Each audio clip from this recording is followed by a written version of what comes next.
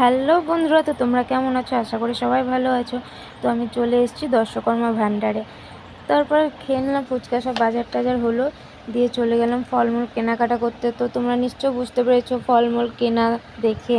তা দর্শকর্মা ভাণ্ডার মানুষ যায়, মানে পুজোর কেনাকাটা হলেই যায় দর্শকর্মা ভাণ্ডার, ফল টল কেনাকাটা করছি।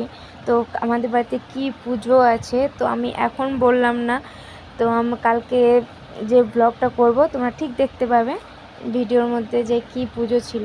তারপর আজকে ছিল অক্ষয় তৃতীয়া, এই জন্য গেছিলাম একটা দোকানে। তো এই যে লাড্ডু দিয়েছে আর এই ঠান্ডা লিচি ফ্রুটি ঠান্ডা। তারপর রাত্রে খাওয়া দাওয়া করে নিলাম ভাত, তারপরে বাসন ধুয়ে নিলাম, কারণ যেহেতু কালকে অনেক কাজ আছে আমি থাকবো না। আর তোমাদের দাদাভাই উঠোনটা ঝাঁট দিচ্ছিলো, যেহেতু আমরা গোবর দিয়ে লিখিয়ে নিব, সকালে টাইম থাকবে না, কারণ আমি থাকবো না, কাজে যাব।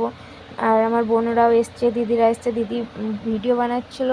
তো বোন বললো যে দাও আমি করে দিচ্ছি, তো দুই বোনে মিলে করে নিলাম। তো টাটা।